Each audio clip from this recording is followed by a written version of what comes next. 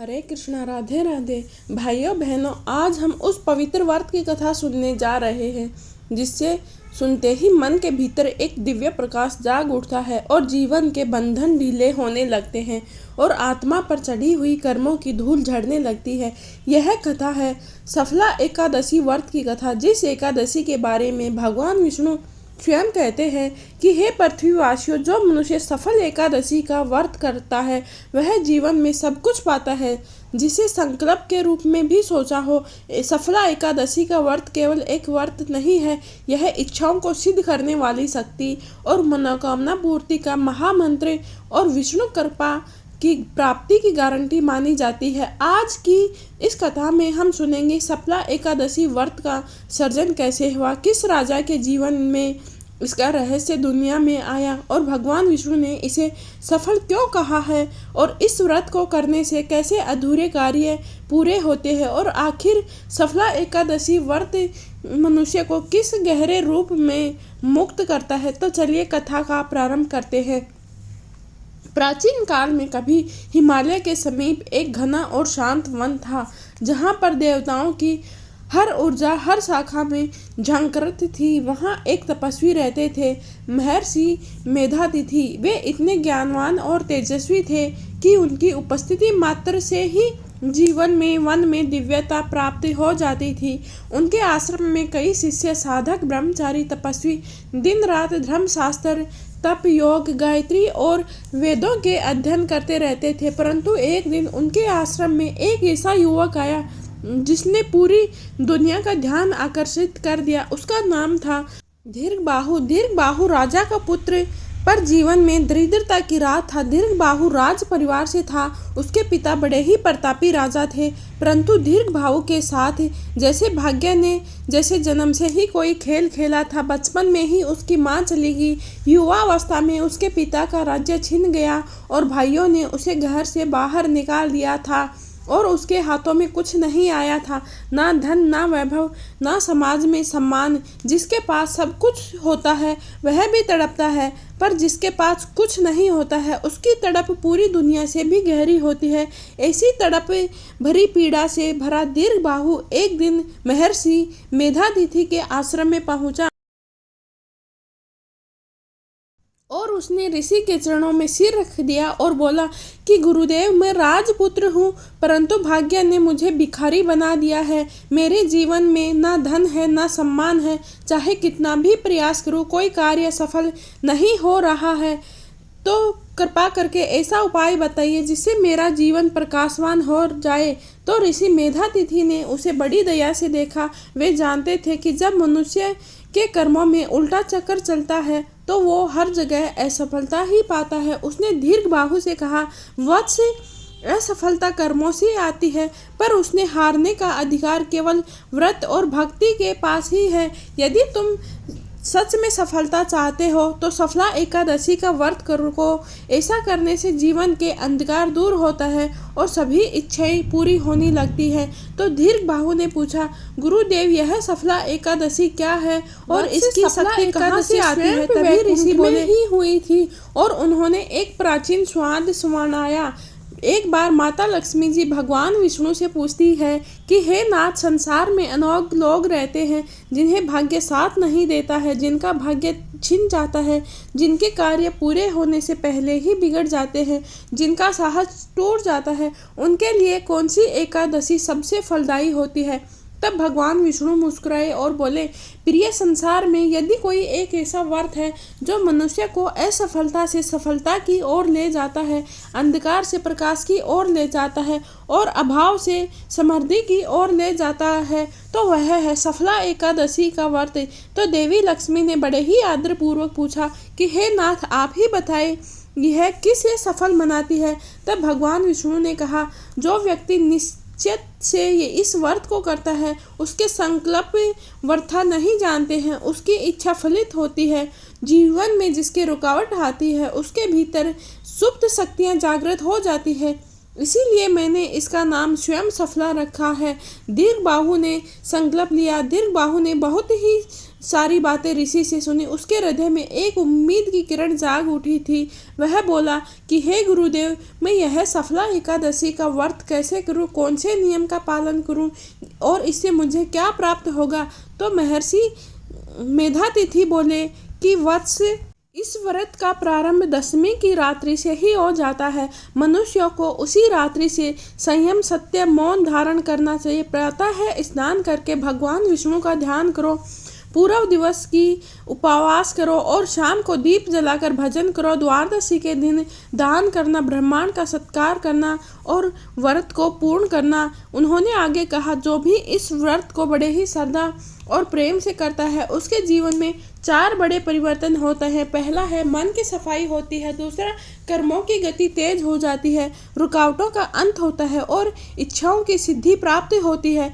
तो दीर्घबाहु ने व्रत करने का संकल्प लिया। दशमी की रात्रि को दीर्घबाहु ने उपवास का संकल्प लिया। वह नदी में स्नान करके आश्रम लौट आया, दीप जलाया, भगवान विष्णु का ध्यान किया और पूरे दिन जाप करते रहा। ओम नमो भगवते वासुदेवाय नमः। जब संध्या हुई तो वह वन में दिव्य हवा उठी, आश्रम में शांति व्याप्त हो गई। दीर्घबाहु ने पहले कभी ऐसी ऊर्जा महसूस नहीं की थी। जब द्वादशी का सूर्योदय हुआ तो जैसे ही किस्मत ने उसकी करवट ले ली हो। दीर्घबाहु का व्रत पूर्ण कर रहा था, तभी आश्रम में एक घोड़े पर दूत सवार होकर आया और बोला, कौन है दीर्घबाहु? मैं राजा सूरसेन का दूत हूँ। राजा ने उसे पूरे राज्य में उसके पुत्र की खोज करवाई है और आदेश दिया है कि उसे तुरंत राजमहल में लेकर आया जाए। महर्षि मुस्कुराए और बोले, वत्स दीर्घबाहु, देखो, सफला एकादशी व्रत का पहला प्रभाव, तुम्हारा खोया हुआ सम्मान वापस लौट आया है। तो दीर्घबाहु की आंखों में आंसू आ गए। जीवन में उसने पहली बार महसूस किया कि वास्तव में भाग्य बदल सकता है। दीर्घबाहु अपने पिता के पास पहुंचा तो राजा ने उसे गले से लगा लिया, उसे पुराना राज्य वापस दे दिया और उसे युवराज घोषित कर दिया। कुछ ही समय में दीर्घबाहु इतिहास का सबसे बड़ा प्रजापालक, न्यायप्रिय और समृद्ध राजा बन गया। वह हर बार कहता कि मेरी सारी सफलताएं सफला एकादशी के फल के रूप में मिली है और इसी तरह यह व्रत दुनिया में प्रसिद्ध हो गया। राजमहल में लौटने के बाद दीर्घबाहु के जीवन में जैसे प्रकाश का उदय हुआ। एक साधारण सा दिखने वाले युवक के भीतर अचानक तेज फैला कि पूरा राज्य विस्मित रह गया। वह कहता, मैंने प्रयास पहले भी किए थे पर सफलता तब मिली जब मैंने सफला एकादशी को जीवन का आधार बनाया। दीर्घबाहु ने निश्चय कर लिया था कि वह अब जीवन के हर महत्वपूर्ण कार्य से पहले इस एकादशी के व्रत का पालन करेगा। राजा बनने के बाद भी दीर्घबाहु ने अभिमान नहीं किया। उसका पहला निर्णय था, राज्य को जो भी अन्न, धन, वैभव होगा उसका पहला अंश भगवान विष्णु के चरणों में जाएगा। उसने राजमहल में एक विशाल विष्णु मंदिर बनाया। वहां पर रोजाना दीप प्रज्वलित होता। हर प्रदोष और हर एकादशी को स्वयं राजा पूजा किया करता था। प्रजा के बीच दीर्घबाहु की यह बात बहुत ही प्रसिद्ध हो गई कि जब तक व्यक्ति का अहंकार नहीं टूटता है तब तक भाग्य नहीं खुलता है। इसीलिए प्रजा उसे राजा नहीं, धर्मराज कहने लगी। दीर्घबाहु के राज्य में कई वर्षों से वर्षा नहीं हुई थी। कृषक परेशान हो चुके थे, तालाब सूख चुके थे, धरती प्यास से तड़प रही थी। तो दीर्घबाहु ने सफला एकादशी का व्रत किया और संकल्प लिया कि हे वासुदेव, जैसे आपने मेरे जीवन की दरिद्रता दूर की वैसे ही मेरी प्रजा की पीड़ा भी दूर करें। उसी रात उसने दीपक के सामने बैठकर रात भर ओम नमो भगवते वासुदेवाय मंत्र का जाप किया। द्वादशी की सुबह अचानक आकाश घिर गया, बादल गरजे। पहली बार कई वर्षों बाद वर्षा हुई। प्रजा ने कहा, राजा तो राजा है परंतु उसके पीछे खड़े भगवान विष्णु हैं। यह पहला अवसर था जब पूरी राजधानी सफला एकादशी की शक्ति को देखा। यह दिन दीर्घबाहु को विचार आया कि वह कौन सी शक्ति है जो इस व्रत को इतना प्रभावशाली बना देती है। यह व्रत इतना फलित क्यों होता है? अन्य व्रतों की तुलना में इसकी क्षमता अधिक क्यों है? यह प्रश्न अपने गुरु मेधातिथि से पूछा तो मेधातिथि ने मुस्कुराकर कहा, वत्स, हर एकादशी का अपना महत्व होता है। पर सफला एकादशी के नाम से ही इसके फल का संकेत है। फिर ये बोले कि पुराणों में कहा गया है कि जो मनुष्य अपने भीतर की असफलता, भय, निराशा और अज्ञान से घिर जाता है, तभी एकादशी का यह व्रत, सफला एकादशी, उसके मन को बदल देती है और मन के बदलते ही व्यक्ति का भाग्य स्वयं बदल जाता है। फिर उन्होंने अपने कमंडल से जल लिया और दीर्घ बाहु के हाथों पर डालते हुए कहा कि इस जल की तरह ही मनुष्य की किस्मत होती है, कभी साफ तो कभी मैली, लेकिन विशेषकर सफला एकादशी का व्रत मन को स्वच्छ कर देता है और मन स्वच्छ हो जाए तो संकल्प अपने आप ही सिद्ध होने लगते हैं। तो राजा ने पूछे, गुरुदेव क्या यह व्रत कर्मों को भी फल देता है? तो महर्षि बोले, हाँ वत्स, यह प्रारब्ध नहीं बदलता, पर यह मनुष्य के मानसिक ऊर्जा को बदल देता है और जब मनुष्य का मजबूत मन हो जाता है तो वही कर्म उसके पक्ष में कार्य करने लगते हैं। जिस मानव का मन थक गया हो, जिसे असफलता ने तोड़ दिया हो, उसके लिए यह व्रत अमृत के समान है। तो दीर्घबाहु ने अपनी प्रजा को आदेश दिया कि प्रत्येक परिवार, प्रत्येक किसान, प्रत्येक व्यापारी, प्रत्येक विद्यार्थी कम से कम एक बार सफला एकादशी का व्रत अवश्य कर ले। धीरे धीरे पूरे राज्य में इस एकादशी को मानने लगा। जो कोई भी यह व्रत करता, उसके जीवन में परिवर्तन होने लगे। कई गरीब परिवार समृद्ध हो गए, व्यापारियों का व्यापार सफलता ऊंचाइयों तक पहुंचने लगा, अनेक दंपतियों को संतान सुख मिला।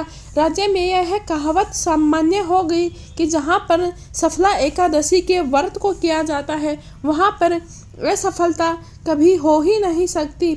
एक दिन दीर्घबाहु के जीवन में ऐसी घटना घटी जिसने सिद्ध कर दिया कि वास्तव में सफलता बाहरी नहीं, अंतःकरण में होती है। यह घटना तब घटी जब राज्य की सीमा में अचानक से एक दैत्य ने आक्रमण कर दिया। लोग भयभीत हो गए। दुश्मन शक्तिशाली था, उसके पास असुरों का बल था और राज्य युद्ध के लिए तैयार नहीं था। राजा ने तुरंत सभा बुलाई, परंतु मंत्रियों के चेहरे पर भय था। सभी कहते, राजन, इस दैत्य के सामने जीतना कठिन है। दीर्घबाहु ने कुछ देर तक विचार किया और स्वयं से कहा, जब संसार साथ नहीं देता है तो सफला एकादशी की शक्ति साथ देती है।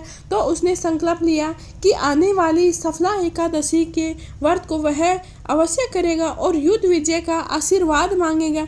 एकादशी की रात को दीर्घबाहु मंदिर में अकेला बैठा था। वह मंत्रों का जाप कर रहा था। अचानक मंदिर में दिव्य प्रकाश फैला और उसके सामने भगवान विष्णु का आभास प्रकट हुआ।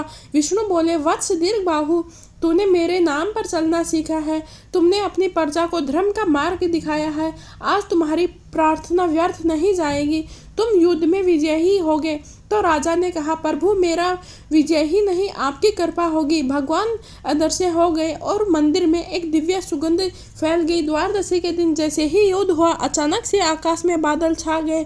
असुरों को कुछ दिखाई देना बंद हो गया। सैनिक कहते कि देवताओं की शक्ति हमारी रक्षा कर रही है।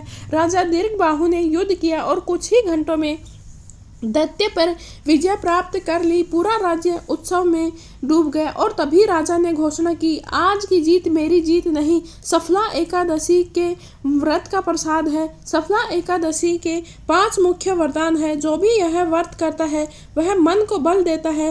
यह व्रत रुकावटों को मिटाता है। यह व्रत इच्छा शक्ति को प्रबल कर देता है। यह व्रत कठिन समय में साहस देता है। यह व्रत आदर्श कर्मों का मार्ग दिखाता है। अगर आपको यह जानकारी अच्छी लगी है तो वीडियो को लाइक और शेयर जरूर करें।